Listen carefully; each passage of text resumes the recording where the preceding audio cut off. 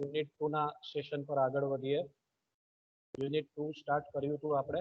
ભારતીય કરાર ધારા 1872 સામાન્ય કરારોની ચર્ચા ચાલી રહી છે. નવું ચેપ્ટર આજે આપણે સ્ટાર્ટ કરવા જઈ રહ્યા છે, ચેપ્ટર 9 કરારની જવાબદારીમાંથી મુક્તિ, અંગ્રેજીમાં કહેવાય ડિસ્ચાર્જ ઓફ કોન્ટ્રાક્ટ. એની ચર્ચા પર આજે આપણે ઉપરશું. પ્રશ્ન જોઈએ કયા પ્રકારનો પ્રશ્નો તમને પૂછી શકાય છે ફાઇનલની અંદર, તેની જરાક આપણે સમજ લઈ લઈએ. પ્રશ્ન તમે સ્ક્રીન પર જોઈ શકો છો. પ્રશ્ન છે કે કાયદેસરના કરારમાંથી પક્ષકારોને મુક્ત થવાની જુદી જુદી રીતો સમજાવો. એટલે હવે આપણે એ સમજવાનો પ્રયત્ન કરશું કે એક પક્ષકારને કરારમાંથી મુક્તિ મળે તો કયા આધારે તેને એ કરારમાંથી મુક્તિ મળે છે. તો એની કોઈ પદ્ધતિઓ છે, કઈ રીતો છે, કોઈ મેથડ્સ છે, તો તેના આધારે આપણે આજની ચર્ચા બને છે કે કરારમાંથી મુક્તિ કેવી રીતના મળે, કરારમાંથી આપણે મુક્ત ક્યારે થશું. તો હવે પ્રસ્તાવના પર આવીએ મિત્રો કે કરારના પક્ષકારો કરાર હેઠળ પોતાની જવાબદારીમાંથી અનેક રીતે મુક્ત થઈ શકે છે. એક જ પદ્ધતિ નથી, એક જ રીત નથી, ઘણી બધી રીતો છે. આ અંગેની સૌથી સામાન્ય રીત એ છે કે પક્ષકારો કરાર હેઠળ પોતાના વચનનું યોગ્ય સમયે અને યોગ્ય સ્થળે પાલન કરે. યોગ્ય સમયે અને યોગ્ય સ્થળે પાલન કરે. નોર્મલી 90% કરારો આવી રીતના જ પૂરા થતા હોય છે અને એ રીતે પોતાની જવાબદારી પૂરી કરે. પરંતુ તે ઉપરાંત પણ કેટલીક રીતો દ્વારા કરારમાંથી મુક્તિ મેળવી શકાય છે. કે બે પક્ષકારો એકબીજાને જે વચનો ની આપલે કરી હોય એ વચનો જ્યારે અદા કરે છે, એટલે કે જે જવાબદારી ઊભી થઈ હોય તે જવાબદારી પૂરી કરે એટલે બંને પક્ષકારો પોતાની જવાબદારીમાંથી મુક્તિ મેળવે છે, એક કરારમાંથી મુક્તિ મેળવે છે. કરાર પાલન કરીને કરારમાંથી મુક્તિ મેળવે છે. 90% કરારો આવી રીતના જ, કરારોનો અંત આવી રીતના જ આ પદ્ધતિના આધારે જ થતો હોય છે. ઉદાહરણ જોઈએ આપણે. જૂના કરારને બદલે નવો કરાર કરવામાં આવે, જૂના કરારના બદલે નવો કરાર કરવામાં આવે તો જૂના કરાર હેઠળની જવાબદારીનો અંત આવે છે. જૂના કરારના બદલે તમે નવો કરાર કરશો તો જૂના કરારમાંથી મુક્તિ મળી જશે અને હવે નવી જવાબદારી ઊભી થઈ. હવે જે પાલન કરવાનું હશે નવા કરારના આધારે કરવાનું હશે. પણ જૂના કરારમાંથી તમે મુક્ત થઈ જાઓ છો જેવી રીતના જ નવો કરાર. એ જ રીતે જૂના કરારની શરતોમાં ફેરફાર કરીને, જૂના કરારની અંદર જે શરતો મૂકી હોય તેમાં ફેરફાર કરવામાં આવે તો પાછો નવો કરાર થઈ ગયો. શરતોમાં ફેરફાર કરી તો જૂના કરારનો અંત આવી જાય, તેમાંથી મુક્તિ મળી જાય. કરાર હેઠળના પોતાના હક છોડી દઈને વગેરે અનેક રીતે કરાર હેઠળની જવાબદારીમાંથી એટલે નવો કરાર કરીને જૂના કરારમાંથી અંત મળે, શરતોમાં ફેરફાર કરીને પણ કરારમાંથી મુક્તિ મળે પક્ષકારને, હક જતો કરે. આ બધી અનેક રીતો છે જેના આધારે કરારમાંથી મુક્તિ મળે છે, જેની આપણે આગળ વિસ્તૃત ચર્ચા કરશું વન બાય વન. હવે આપણે મિત્રો જોઈએ કે કરારની જવાબદારીમાંથી મુક્ત થવાની જુદી જુદી રીતો છે કઈ પદ્ધતિઓ છે. તો પહેલી પદ્ધતિ આવે છે કે સાહેબ કરાર પાલન દ્વારા પક્ષકારોને કરારમાંથી મુક્તિ મળે છે, કલમ 37-38 ના આધારે. બીજી કઈ છે એવી પદ્ધતિઓ? સાહેબ પરસ્પર સમજૂતીથી પણ આપણને કરારમાંથી, પક્ષકારને કરારમાંથી મુક્તિ મળે છે, કલમ 62-63 ના આધારે.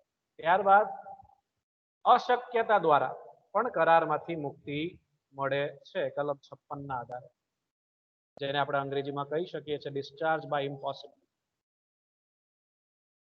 ત્યારબાદ ચોથું આવે છે સમય વીતવાના કારણે, બાય લેપ્સ ઓફ ટાઈમ. જે સમય સીમા રાખી હોય તે સમય પૂરો થાય એટલે કરારમાં. કાયદાના અમલ દ્વારા પણ કરારમાંથી મુક્તિ મળી શકે છે. અને અંતે આવે છે છઠ્ઠી પદ્ધતિ, કરાર ભંગ દ્વારા પણ કરારમાંથી મુક્તિ મળે, કલમ 39. આ 6 પદ્ધતિઓ છે મિત્રો. એમાંથી કોઈ પણ એક પદ્ધતિના આધારે તમને કરાર પાલનમાંથી મુક્તિ મળશે. જે પ્રશ્ન આગળ આપણે જોયો તે પ્રશ્નની જ આપણે ચર્ચા કરી રહ્યા છે. આ 6 પદ્ધતિ તમારે સમજાવવાની રહેશે વન બાય વન. હવે આગળ તો પહેલી પદ્ધતિ શું હતી સાહેબ? કરાર પાલન દ્વારા કરારમાંથી મુક્તિ મળી શકે છે, કલમ 37-38 ના આધારે. આની અંદર બે બાબતો આવે છે. પહેલા આવશે ખરેખર કરાર પાલન દ્વારા કરારમાંથી મુક્તિ મળી જાય, એટલે કલમ 37 ના આધારે ચર્ચા કરવાની તમારે. 37 ના આધારે શું સમજણ આપી છે જોઈએ આપણે. કલમ 37 માં જણાવ્યું છે તેમ કરારના દરેક પક્ષકારોએ પોતપોતાના વચનોનું પાલન કરવું જોઈએ. જે વચનો આપ્યા હોય એકબીજાને એ વચનનું પાલન કરવાનું છે. એ રીતે કરાર હેઠળ દરેક પક્ષકારે જે કરવાનું છે તે કરવાથી તેઓ કરારની જવાબદારીમાંથી મુક્તિ મેળવે છે. મોટા ભાગના કરારોની મુક્તિ આ રીતે જ થાય છે. 90% મેં તમને કીધું અગાઉ તેમ 90% કરારોનો અંત આવી રીતના બે પક્ષકારોએ જે વચનોની આપ-લે કરી હોય તે વચનોનું પાલન કરે એટલે પક્ષકારોને કરારમાંથી મુક્તિ મેળવે છે, પોતાની જવાબદારીઓમાંથી મુક્તિ.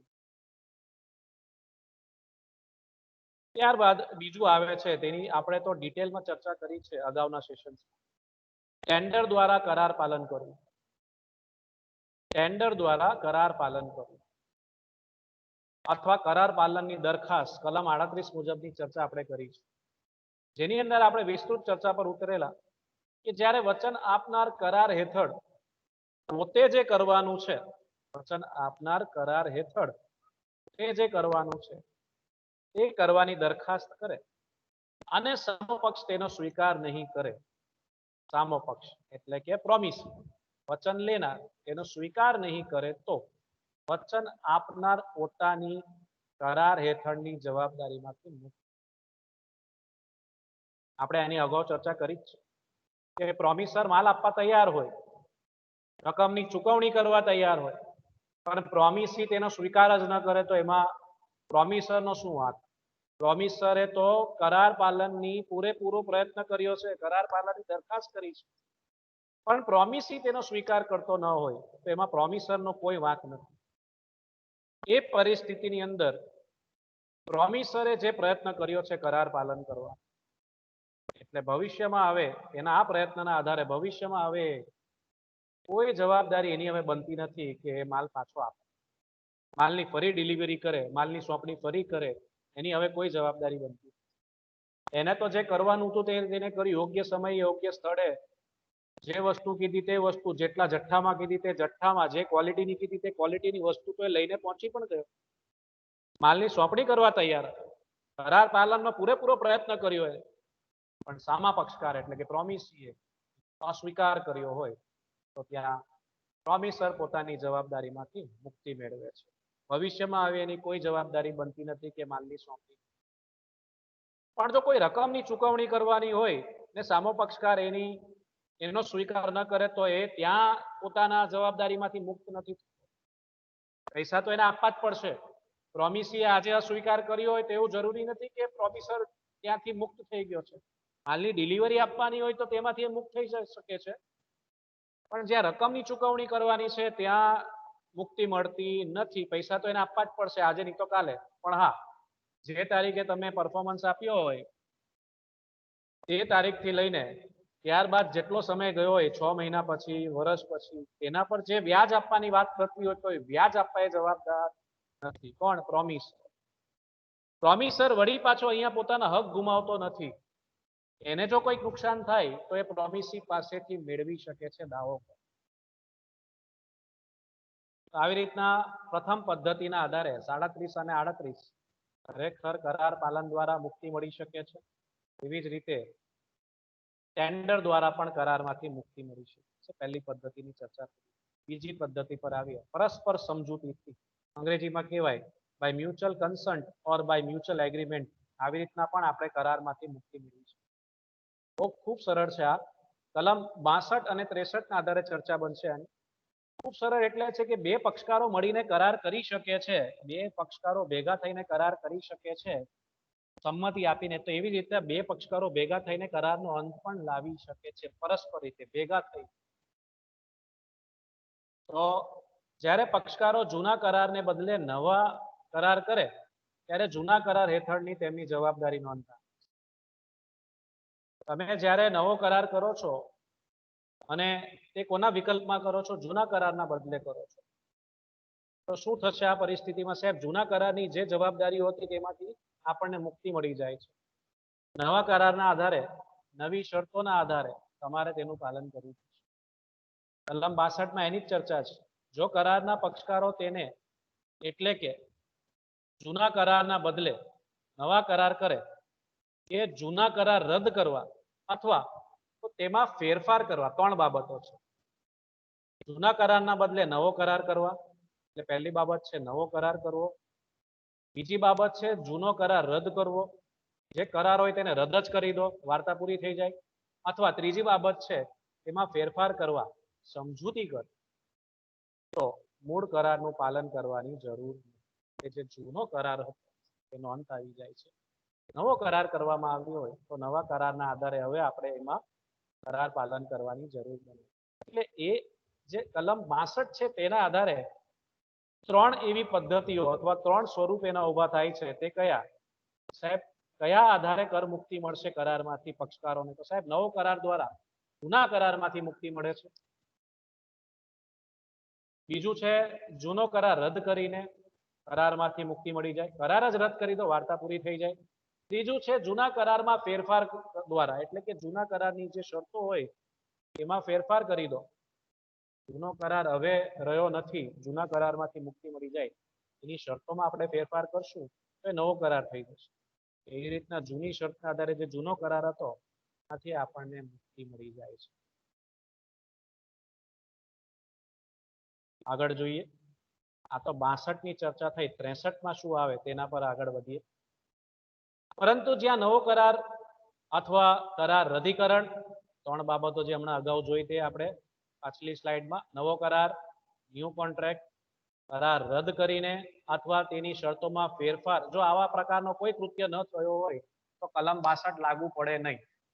એક ઉદાહરણ મૂક્યું છે તેના આધારે, જેમ કે વાદીનું વીજળી માલનું એકમ તમિલનાડુ લઘુ ઉદ્યોગ ઔદ્યોગિક નિગમે લઈ લીધું, ત્યાં નવીનીકરણ નથી। એટલે એક કંપનીએ બીજી કંપની પર ટેક ઓવર કરી લીધું છે, એક કંપની ખરીદી લીધી છે, તો આમાં કોઈ નવો કરાર નથી થયો, કોઈ કરાર રદ નથી થયો, કરારની કોઈ શરતોમાં ફેરફાર નથી થયો, એટલે અહીંયા કલમ 62 લાગુ પડતી નથી આ ઉદાહરણની અંદર। એટલે કોઈ કરારમાંથી મુક્તિ મેળવવાની પદ્ધતિ આ કેસની અંદર દેખાતી નથી।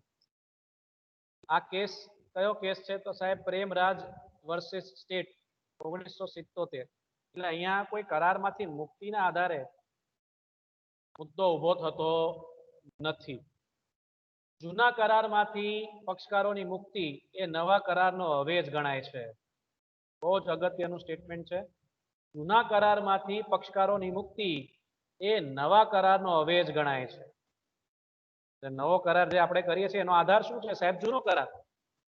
એ કેવી રીતે? તો સાહેબ નવો કરાર જૂના પક્ષકારો વચ્ચે હોઈ શકે, પક્ષકારો એ જ હોય પણ કરાર નવો કરવામાં આવે છે, અથવા નવા કરારની અંદર નવો પક્ષકાર ઉમેરવામાં આવે, એ જૂના પક્ષકારને થર્ડ પાર્ટી એક આવી જાય, આવી રીતના પણ નવો કરાર બની શકે છે, થઈ શકે છે। એના આધારે એક ઉદાહરણ મૂક્યું છે। એ ₹50,000 બ ને ચૂકવવાના છે। હવે અ, બ અને ક વચ્ચે એવો કરાર થાય છે કે હવે પછી અ નું દેવું ક ચૂકવશે। સમજીએ વળી પાછું, એ 50,000 બ ને આપવાના છે। હવે અ, બ અને ક એટલે કે થર્ડ પાર્ટી આવી ગઈ। જે જૂનો કરાર હતો અ અને બ વચ્ચે, હવે થર્ડ પર્સન આવે છે, થર્ડ પાર્ટી આવે છે। હવે નવો કરાર થાય છે અથવા થવાનો છે તો એ 3 જણની સંમતિ લઈને થવો જોઈએ। સંમતિ 3 જણની હોવી જોઈએ। જૂના પક્ષકારો અ અને બ ની સંમતિ હોવી જોઈએ, સાથે સાથે ક ની પણ સંમતિ ખૂબ જરૂરી છે। હવે પછી અ નું દેવું ક ચૂકવશે એવી સંમતિ મેળવવામાં આવી છે। એટલે જૂનો કરાર અ અને બ વચ્ચે હતો, એનો અંત આવે છે। અ અને બ વચ્ચેનો જૂના દેવાનો કરારનો અંત આવે છે। હવે નવો કરાર કોની વચ્ચે ઊભો થાય છે? બને છે। તો બ અને ક વચ્ચે દેવાનો નવો કરાર ઊભો થાય છે। એટલે જૂનો કરારનો અંત આવે છે, અ અને બ નો જે જૂનો કરાર હતો તેનો અંત આવે છે। એ બે આમાંથી મુક્ત થાય છે, પણ નવો કરાર જે થાય છે બ અને ક વચ્ચે, એ નવી જવાબદારી ઊભી થાય છે બ અને ક વચ્ચે. પક્ષકારો બદલાઈ ગયા છે. કરારની શરતો એ જ છે, શરતોમાં ફેરફાર નથી, ચૂકવવાના 50,000 જ છે, પણ પક્ષકારો બદલાઈ ગયા છે. એક રિપીટ થાય છે ને એક નવો આવી જાય છે. અની જગ્યા કોણ લઈ લે છે? ક લઈ લે છે કે અનું જે દેવું ચૂકવવાનું છે હવે ક ચૂકવશે. આવી રીતના પણ કરારનો અંત આવે છે, કરારમાંથી મુક્તિ મળે છે. જૂનો કરાર અ બ વચ્ચે હતો અને નવો કરાર જે બને છે એ બ અને ક વચ્ચે બને છે. એટલે હવે જે જવાબદારીઓ છે બ અને ક વચ્ચે. એવી જ રીતે કલમ 63 માં પણ 3 રીતો આપી છે. એ રીતે પણ કરારનો અંત આવી શકે છે. એટલે ટોટલ બીજી પદ્ધતિની અંદર 6 રીતો છે. કલમ 62 મુજબની 3 જોઈ ગયા, 63 મુજબની 3 હવે આપણે જોઈ રહ્યા છે. વચન લેનાર પોતાને મળેલ વચનોનું પાલન કરવાનું. નંબર 1, અંશતઃ રીતે કે સંપૂર્ણપણે જતું કરી શકે કે છોડી શકે. એટલે એનો જે હક હોય, વચન લેનારનો જે હક હોય એ કરારની અંદર જતું કરે તો કરારમાંથી મુક્તિ મળે છે. વચન આપનારને મુક્તિ મળે છે. વચન લેનાર જો પોતાનો હક છોડી દે, કરારની અંદર જતું કરે, તો વચન આપનારને એ કરારમાંથી મુક્તિ મળે છે. એમાં જ બીજી રીત છે, આવા કરાર પાલનનો સમય લંબાવી શકે છે. વચન લેનાર વચન આપનારની સંમતિ મેળવ્યા બાદ જો કરાર પાલનનો સમય લંબાવવો હોય તો લંબાવી શકાય છે. જૂના સમયના આધારે કરાર પાલન કરવાનું નથી. જે સમયસીમા વધારી છે તે સમયસીમાના આધારે કરારનું પાલન કરવાનું છે. ત્યારબાદ ત્રીજું આવે છે, તેને બદલે પોતાને ઠીક લાગે એવો પણ સંતોષ સ્વીકારી શકે છે. એટલે વચન લેનારને જે યોગ્ય લાગે કરારની અંદર તે વચનને તે પોતાના સંતોષના આધારે સ્વીકારી શકે છે. માની લો કે વચન લેનારે વચન આપનાર પાસેથી 50,000ની રકમ લેવાની હોય અને વચન આપનાર 50,000ની જગ્યાએ 30,000 રૂપિયા જ આપવા તૈયાર હોય અને જો એનો સ્વીકાર વચન લેનાર કરી દે તો એ સંતોષ વચન લેનારના સંતોષના આધારે એનો સ્વીકાર થયો છે કે વાંધો નહીં, 50ની જગ્યા 30નો સ્વીકાર કરું છું, મને સંતોષ છે, 30 તો આવ્યા, 30 તો મળ્યા. તો આવી રીતના પણ કરારમાંથી મુક્તિ મળે છે, બંને પક્ષકારોને મુક્તિ મળે છે. વચન આપનારે બાકીના જે 20,000 બચ્યા છે એ ચૂકવવાની જવાબદારીમાંથી એ મુક્ત થાય છે જો વચન લેનાર સ્વીકાર કરે તો. હવે ત્રીજી પદ્ધતિ પર આવીએ કે તું કહે તો તેરે लिए चांद तारे तोड़ लाऊं पर मुझे ये तो बता तू इनका करेगी क्या. બંને પક્ષકારો જાણે છે કે અહીં કરારનું આ જે કૃત્ય છે એનું પાલન કરવું અશક્ય છે. બંને પક્ષકારોને ખબર હોય છે. કલમ 56ની ચર્ચા એના પર જ છે આખી. એ કરાર પાલન કરવું અશક્ય હોય તો કરારમાંથી મુક્તિ મળી જાય છે. જે કૃત્ય અશક્ય હોય તે કરવાની સમજૂતીને ભારતીય કરાર ધારાએ રદબાતલ ગણાવી છે. અને આની વિસ્તૃત ચર્ચા કલમ 56ના આધારે પહેલો મુદ્દો તમે જોઈ શકો છો. જે કૃત્ય પોતે અશક્ય હોય તે કરવાની સમજૂતી રદબાતલ છે. આપણે કરાર કરતી વખતે જ ખબર પડી જાય કે સાહેબ આ કૃત્ય કરવું અશક્ય છે, કોઈ સંજોગોમાં આ કૃત્ય બની જ નહીં શકે. ઉદાહરણ જોઈએ આપણે. જાદુથી ખજાનો શોધી કાઢવા અંગે રોહિત અને નિશા સમજૂતી કરે છે. આ સમજૂતી રદબાતલ છે. બંનેને ખબર છે કે એવો કોઈ જાદુના આધારે સાહેબ કોઈ ખજાનો શોધી શકતો હોય તો દુનિયાની દરેક વ્યક્તિ સાહેબ અમીર બની ગઈ હોત, એ ગરીબ હોતે. આ કૃત્ય કરવું અશક્ય છે. આવી સમજૂતીઓ કરવી જોઈએ નહીં. કરે તો આપણે સાહેબ માની લેવું કે આવી સમજૂતીઓ શરૂઆતથી જ રદબાતલ છે. આવી સમજૂતીઓ માન્ય ગણાય નહીં. બીજો સ્વરૂપ જોઈએ. જે કૃત્ય કરાર કર્યા પછી અશક્ય બને. કરાર કરતી વખતે કદાચ શક્ય હોય પણ પાછળથી અશક્ય બને એ કૃત્ય કરવું, એ કૃત્યનું પાલન કરવું, તો તે કૃત્ય કરવાનો કરાર તે અશક્ય બન્યા પછી રદબાતલ બને છે. કરાર કરો ત્યારે એનું પાલન કરવું શક્ય હોય પણ પાછળથી કોઈક એવો બનાવ બની ગયો હોય કે હવે એનું કરાર પાલન કરવું અશક્ય બને તો તે પણ રદબાતલ ગણાય. ઉદાહરણ જોઈએ બીજા સંજોગ પર. અજય અને કાવ્યા એકબીજા સાથે લગ્નનો કરાર કરે છે. પરંતુ કહાનીમાં ટ્વિસ્ટ આવે છે. પરંતુ લગ્નની નિશ્ચિત તારીખ પહેલા જો અજય ગાંડો થઈ જાય, આ કરાર રદબાતલ ગણાય.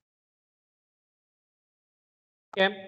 સાહેબ સંજોગ એવો ઉભો થયો છે કે જે વખતે કરાર કરવાનો જ્યારે જે વખતે બે પક્ષકારો વચ્ચે કરાર કરવામાં આવ્યો હતો ત્યારે બંને સાજા હતા, સ્વસ્થ મનની વ્યક્તિઓ હતી. રજા અને કાવ્ય સ્વસ્થ હતા એક રીતે.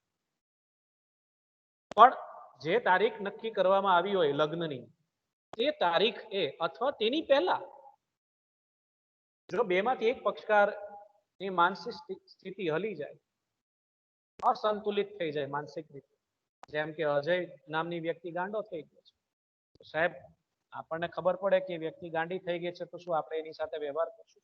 ના સાહેબ. તો આવા કરાર રદ બાતલ કરવા. કરાર કરતી વખતે કરાર પાલન શક્ય હતું, પણ પાછળથી બનાવ એવો બન્યો મિત્રો કે હવે કરાર પાલન કરવું અશક્ય છે. આવા કરારો પણ રદ બાતલ કરે છે.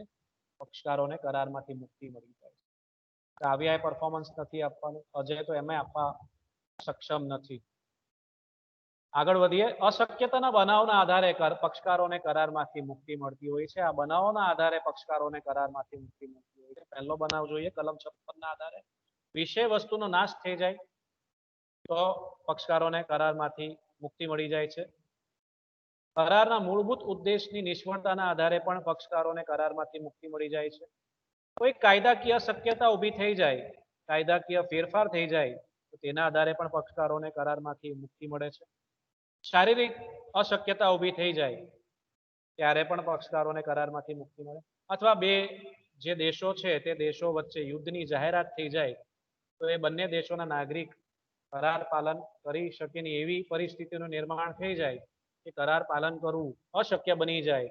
એ તો કરાર પાલન કરવા માંગતા હોય પણ આ બધી પરિસ્થિતિઓના આધારે એ કરાર પાલન કરવા હવે સક્ષમ રહ્યા ન હોય. આ પરિસ્થિતિ એવી ઊભી થઈ ગઈ કે કરાર કરી શકાય નહીં, કરારનું પાલન કરી શકાય, ત્યાં કરારનો અંત આવી જાય છે અશક્યતાના આધારે. ચોથી પદ્ધતિ પર આવીએ. સમય વીતવાના કારણે, બાય લેપ્સ ઓફ ટાઈમ. એક સમય સીમા નક્કી કરવામાં આવી હોય કરાર કરતી વખતે અને એ સમય સીમા પૂરી થઈ જાય, સમય મર્યાદા પૂરી થઈ જાય, સાહેબ એ સમયની અંદર જ આપણે કરારનું પાલન કરવું જોઈએ. પણ જો એ સમય સીમા સમાપ્ત થઈ જાય તો સાહેબ ત્યાં કરારમાંથી પક્ષકારોને મુક્તિ મળી જાય છે સમય સમાપ્તિના આધારે. સમય સીમા નક્કી કરવામાં ન આવી હોય તો આપણે મિત્રો વ્યાજબી સમયની અંદર કરારનું પાલન કરવું જોઈએ. વ્યાજબી સમય નક્કી કરવાના આધારો દરેક કેસના આધાર પર રાખે છે, તેના સંજોગો પર રાખે છે.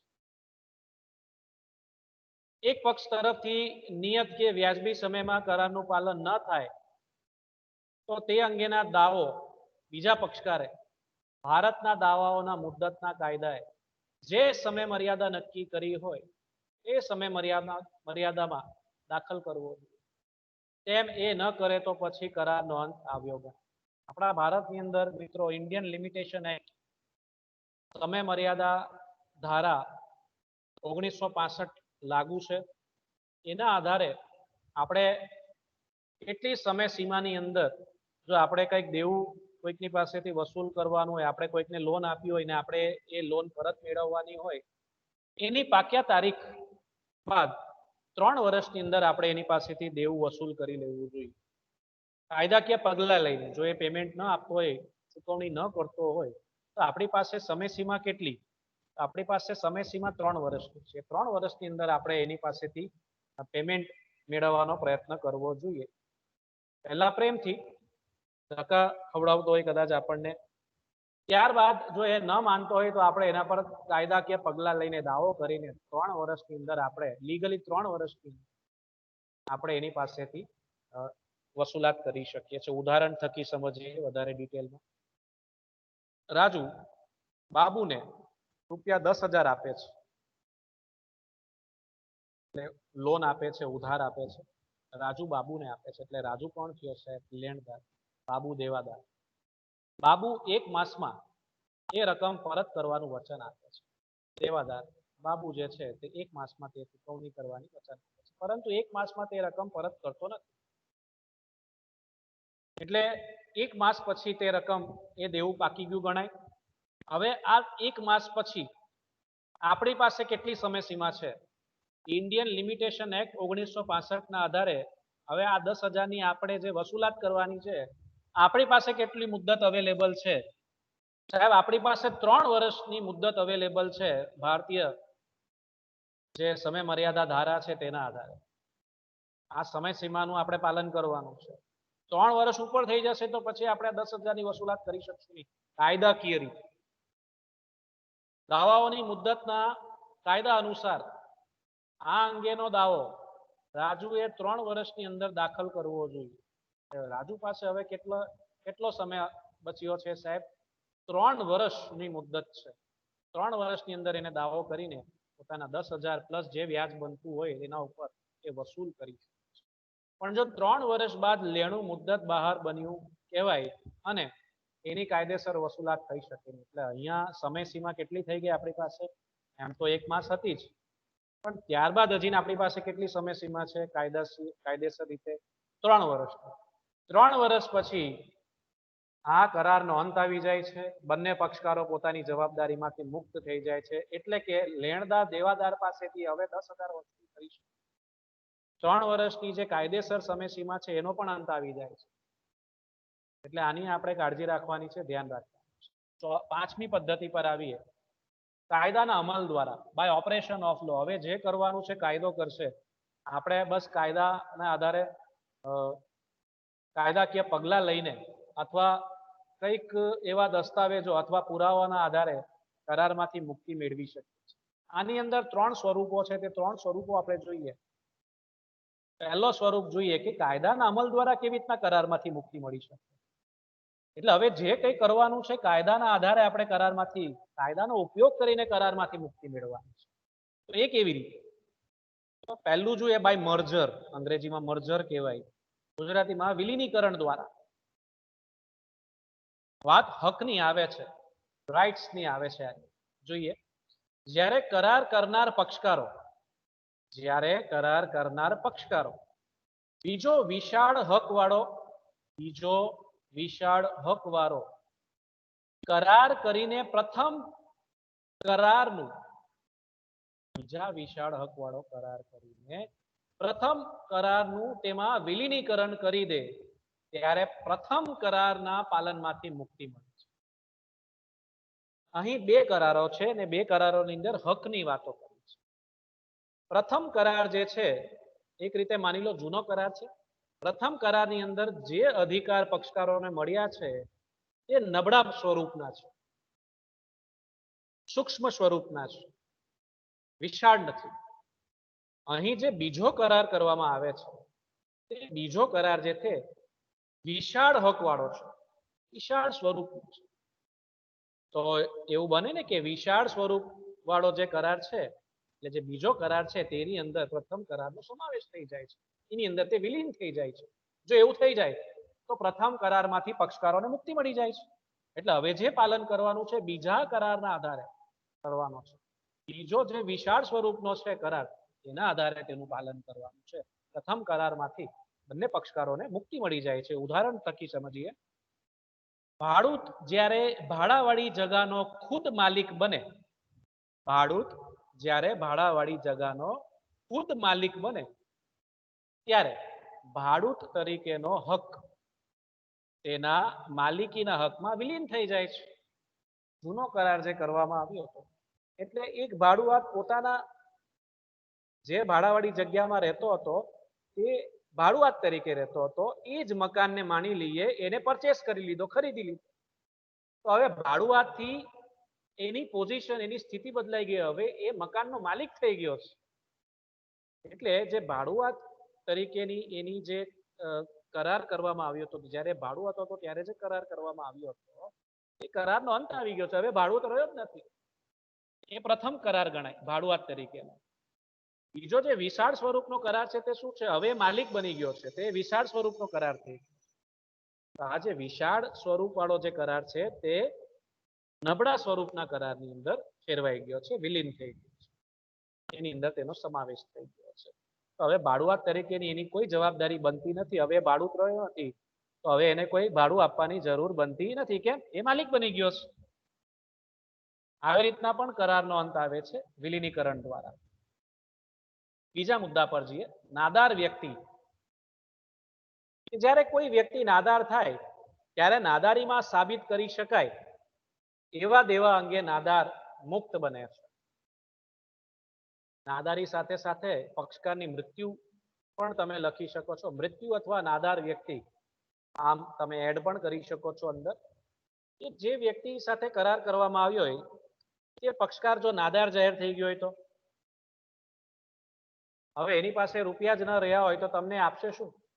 એની પાસેથી આપણે પૈસા વસૂલ કરવાના હોય તે વ્યક્તિ નાદાર જાહેર થઈ ગયો હોય તો એ આપણને આપશે જ શું?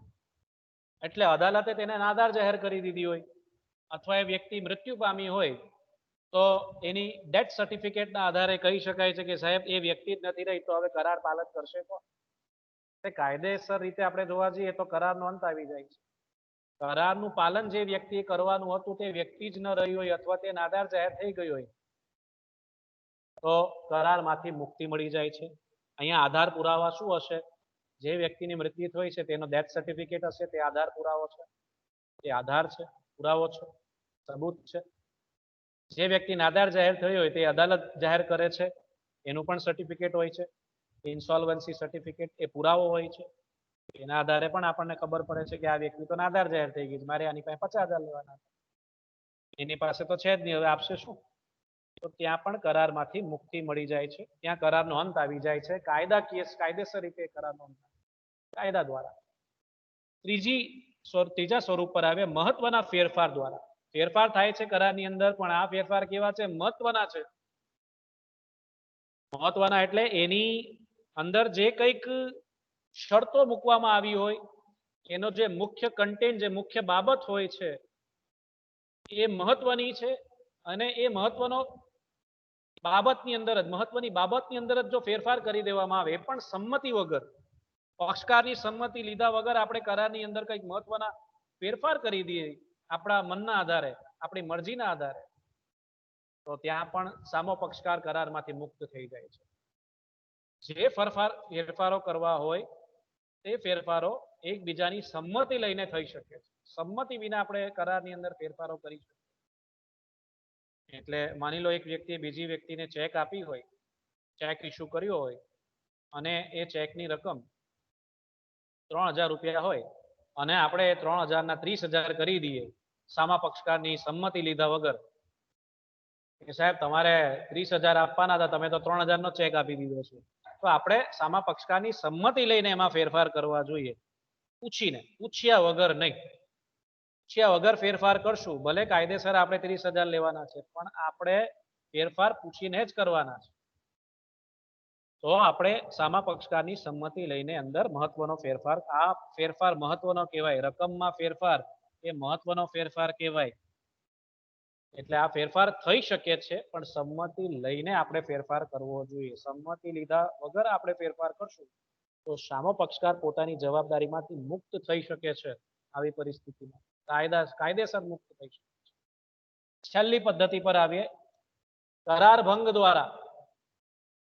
જે પક્ષકારોએ એકબીજાને વચન આપ્યા હોય તે વચનનું પાલન કરવાનો જો ઇનકાર કરવામાં આવે, એમાંથી કોઈ પણ એક પક્ષકાર જો વચન પાલન કરવાનો ઇનકાર કરી દે તો સાહેબ ત્યાં કરાર ભંગ થયો છે. ને જ્યાં કરાર ભંગ હોય ત્યાં જંગ હોય બે પક્ષકારો વચ્ચે. એવા સ્ટેટમેન્ટ કે એકબીજાને કે હમારી અગલી મુલાકાત કોર્ટ में होगी, એવી પરિસ્થિતિનું નિર્માણ થાય. બેમાંથી એક પણ ગદ્દારી કરે એટલે કે કરાર ભંગ કરે.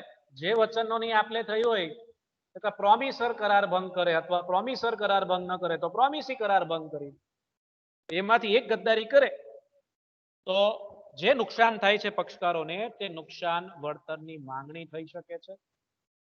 જે પક્ષકારે કરાર ભંગ કર્યો છે તેની સામે સામો પક્ષકાર દાવો કરીને નુકસાન વળતરની માંગણી કરી શકે છે, એનો અધિકાર છે. એ ઉપરાંત જો સામા પક્ષકારે હજુ એ કરાર હેઠળ કંઈક કરવાનું બાકી હોય તો તે કરવામાંથી પણ તેને મુક્તિ મળી જાય છે. જે પક્ષકારે કરાર ભંગ કર્યો છે એની જ બધી જવાબદારી હવે થશે, કારણ કે એને કરાર પાલન કરવું જોઈતું હતું, તેની જગ્યાએ એને કરાર ભંગ કરી દીધો છે એટલે ગુનેગાર, એક રીતે ગુનેગાર કહેવાય. હવે જે પક્ષકારે કરાર ભંગ નથી કર્યો તેની પાસે બે અધિકાર છે. કયા બે અધિકાર છે? આવા કરાર ભંગથી સામા પક્ષકારને નુકસાન થઈ શકે છે તો એ નુકસાન વળતર મેળવવાનો અધિકાર છે એને સાબિત કરવું પડશે કે એને નુકસાન થયું છે તો જ તે આ દાવો કરી શકશે. નુકસાન ન થયું હોય તો પછી દાવો કરવાનો કોઈ અર્થ નથી. કરાર હેઠળ પોતાની એને જે કરવાનું હતું, જે કંઈક બાકી હોય છે વચન પાલન કરવાનું કા કરાર પાલન કરવા, તેમાંથી તેને મુક્તિ મળી જાય છે. સામો પક્ષકાર જો કરાર ભંગ કરી દે, એટલે કે બેમાંથી એક પક્ષકાર, માની લો પ્રોમિસર જો કરાર ભંગ કરી દે તો પ્રોમિસી પાસે બે અધિકાર છે. એક નુકસાન વળતર મેળવવાનો અધિકાર છે. કરાર હેઠળ પોતાની જે કંઈક જવાબદારીઓ બાકી હતી તેમાંથી પણ હવે તે મુક્ત થઈ ગયો છે. કરાર પાલન હવે એને કરવાની જરૂર છે. જે વ્યક્તિ કરાર ભંગ કરે છે એને નુકસાન થઈ જાય છે. એને નુકસાન થઈ જાય છે. એક રીતે કેવું નુકસાન થઈ જાય છે કે સામો પક્ષકાર એના પર દાવો કરીને વસૂલાત કરી શકે છે, વળતરની માંગણી કરી શકે છે. એટલે શક્ય હોય તો કરાર પાલન જ કરવું, કરાર ભંગ ક્યારે કરવું નહીં. કરાર પાલન કરતા પણ આપણે પહેલા આપણી સક્ષમતા જોઈ લેવી. આપણે સક્ષમ ખરા? જે વચન હું આપું છું એ વચનનું પાલન કરી શકીશ? નહીં તો મારા કરાર ભંગથી સામા પક્ષકારને નુકસાન થશે તો મારે નુકસાનનું વળતર એને આપવું પડશે. એનો અધિકાર છે ને મારી ફરજ બને છે. મારા કરાર ભંગના આધારે એને નુકસાન થયું છે, મારી ફરજ બને છે સામા પક્ષકારને જો નુકસાન થયું તો નુકસાન વળતર મારે એને ચૂકવવું જોઈએ. આ 6 પદ્ધતિઓના આધારે તમારે એક્ઝામની અંદર આવી રીતના એની રજૂઆત કરવાની છે, આવી રીતના પ્રેઝન્ટ કરવાનું છે. સરસ મજા